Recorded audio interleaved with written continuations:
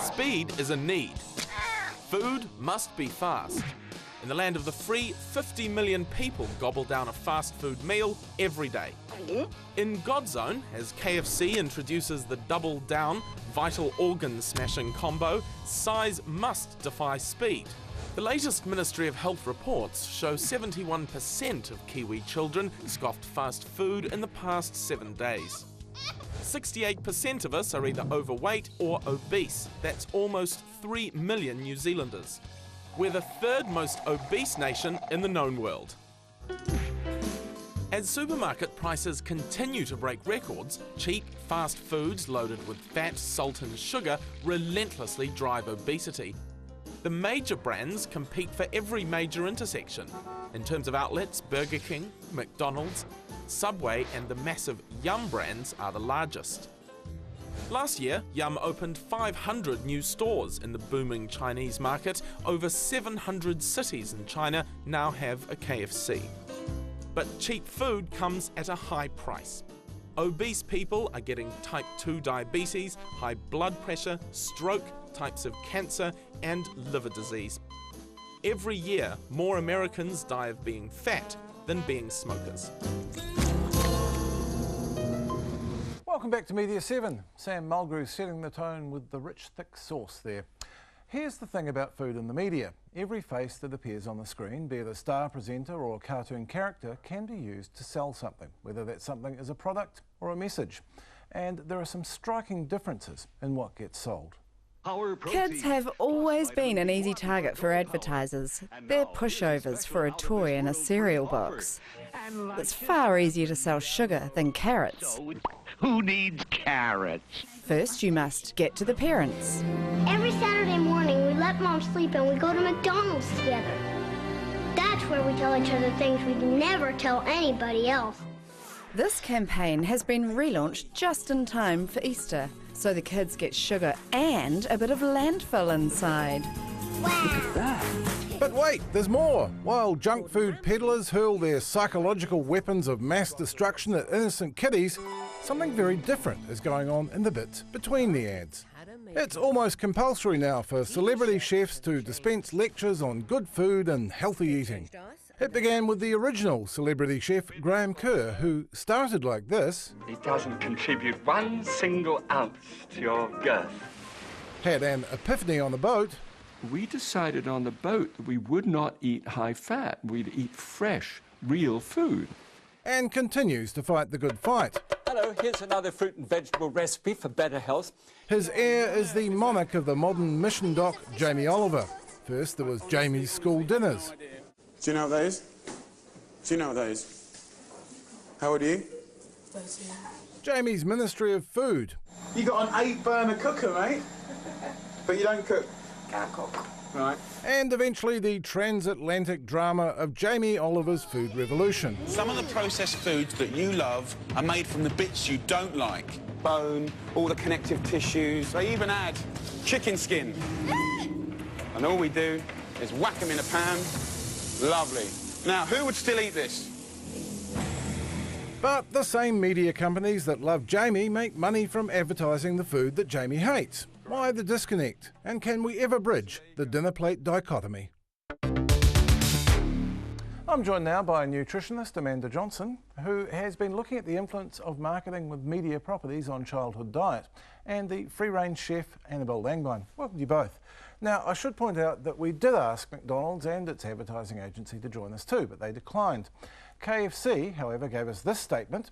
At KFC, we believe kids should be allowed to be kids and not worry about adult things like marketing and advertising. That's why we have a policy of not promoting our brand or our products directly to children or getting involved with schools or groups that work with children. KFC stopped including toys in kids' meals way back in February this year. And while we've been on air, McDonald's has actually come through with a statement. Here's Richard, our floor manager.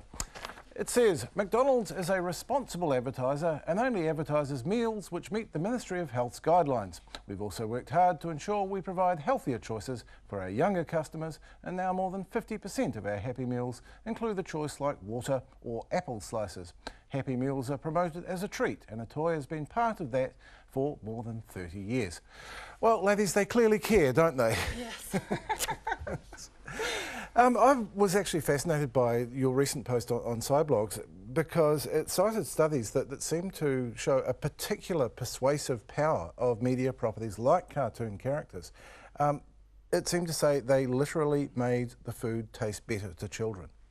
Absolutely, and there's a lot of research that's been done among particularly preschool children that shows that when a product has been branded, it tastes much better to them than an identical product that hasn't been branded. So branding quite clearly has quite a strong influence on children's taste preferences. And yet it doesn't work quite so well with carrots. Why is that?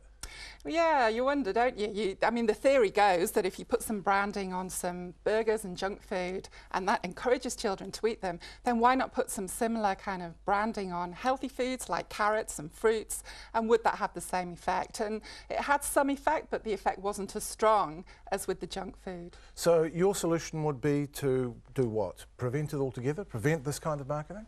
I feel quite strongly that we should not be marketing high-fat, high-sugar foods, particularly to the very young children.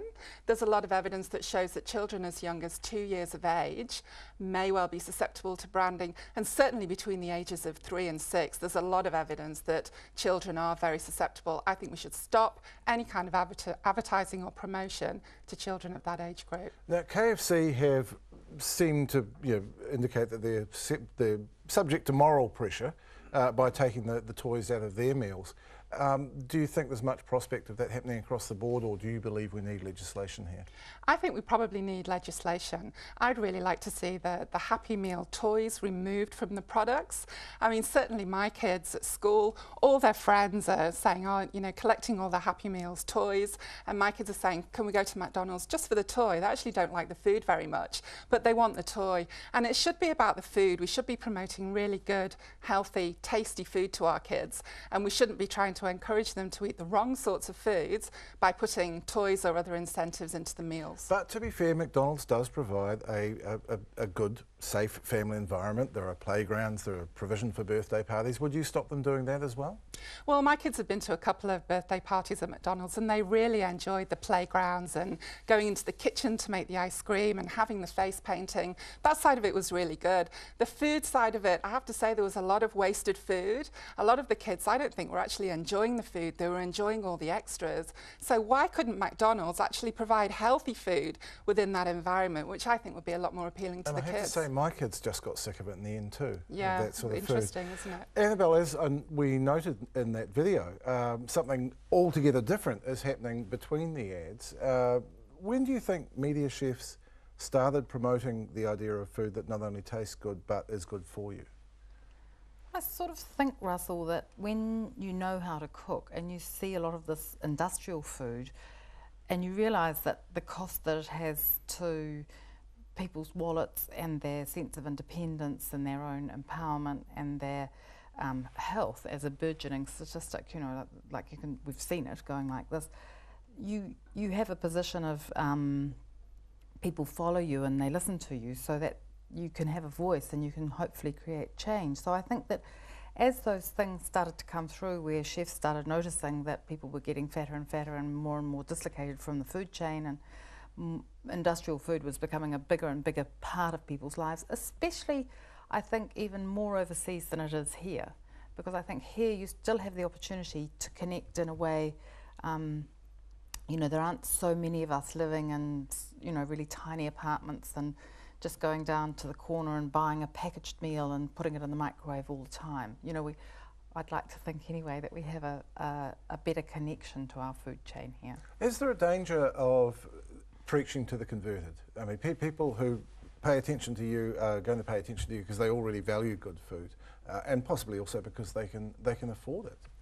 Well, I think that's probably my biggest thing, is that good food should be the right of everyone. And really, in a way, when you look at peasant cultures around the world, for eons have been able to make really delicious and nutritious food out of almost nothing. So it shouldn't be a matter of cost, because if you think at the moment, you know, a pumpkin's as cheap as chips and lentils and potatoes and all these things. It's really about having the skills to cook them and to some extent the time. Do you think there are mixed messages sometimes? Because if I go to my local countdown, I'll probably have Richard Till in my ear telling me to eat my vegetables and telling me exactly how much to eat, but the supermarket itself is set up to tempt me with sugary biscuits. There are entire aisles of that. Yeah. Is that a problem? Well, I think that, I mean, a lot of people say that when you go to the supermarket you're supposed to just go around the outside because that's where all the fresh food is. But, I mean, the reason that those aisles are so full is because those products are selling much more than anything else. And, I mean, I think for me it's a thing about we've stopped teaching people how to cook. And if you don't know how to cook, then you actually do become a victim of this industrial food chain, because you have to go out and buy your food or buy your, you know, your fix of whatever fast food it is. And I don't think it is just about time. I think it's about, you know, sure, people are being marketed to, but they don't know how to do anything differently. Amanda, do you think there are positive things that could be done here? Because I guess the danger is that people will see it as the nanny state. Don't tell me what to feed my kids. How do you approach that? Exactly, and I think it's really important that what we're talking about here is creating a healthy environment and making the healthy option the easy option for people. So, you know, we can all get involved with this. We can teach our kids to cook, we can teach them about good nutrition, we can get involved with schools and get healthy eating policies back into our schools. We can lobby our MPs for appropriate legislation. We're not trying to take away freedom of choice, we're just trying to promote good health, and that's something we need to do. 1 in 3 of our kids are overweight or obese, and we need to address that problem. How confident are you of getting something like the marketing ban that you talked about earlier, given that the government has reversed the healthy eating policies in schools? Even the school tuck shop seems off limits. I mean, is anything really going to happen? I'm not confident, and I think it's really unfortunate that that healthy eating policy in schools was removed. A lot of us were just absolutely astounded at that. Why wouldn't you want a healthy environment where your kids are going when we know that good nutrition is really important, not only for physical and mental development, but also for academic performance? So yeah, it's a real shame, but it's great to be here talking about this issue and getting everybody thinking about it. Yes, well, I'd have to say probably the people who are watching this show already know all these things anyway. Thanks to Amanda Johnson and Annabelle Langbein. But before we go, we were struck this week by how Tasteless 3 News was able to make a story about child nutrition. A starving 6-year-old boy who resorted to eating cockroaches is the latest horror story to highlight the rising number of poor in New Zealand. Social agencies are calling on government intervention as more and more families struggle to afford food. Jessie Peach reports. When it comes to attention-grabbing headlines, Starving Boy Eats Roach is right up there. But it's no surprise to social agencies who are seeing just how dire the situation is becoming for poverty-stricken families. Kids that have to resort to eating cockroaches, pensioners eating pet food, is completely and utterly outrageous. The 6-year-old told his caseworker from Homes of Hope the cockroach was crunchy and juicy. And while the boy's relieved he doesn't have to eat them anymore, bug expert Ruud Kleinpast says he made a good choice in dire circumstances. They taste proteinaceous, nutty, they have no cholesterol, they're full of protein, they're absolutely brilliant. Kleinpast points out that insects are commonly eaten in Asian countries. But nutritional or not, agencies say in New Zealand eating cockroaches is a symbol of desperation. And Daryl Evans has called a meeting with Social Development Minister Paula Bennett to discuss a plan of attack for this growing problem. Next week, chewing dead rats. Will it help you lose weight? And that concludes our show. Thanks again to all our guests, and as ever, thanks to you for watching. We'll be back with Media7 at the same time next week. Until then, goodbye.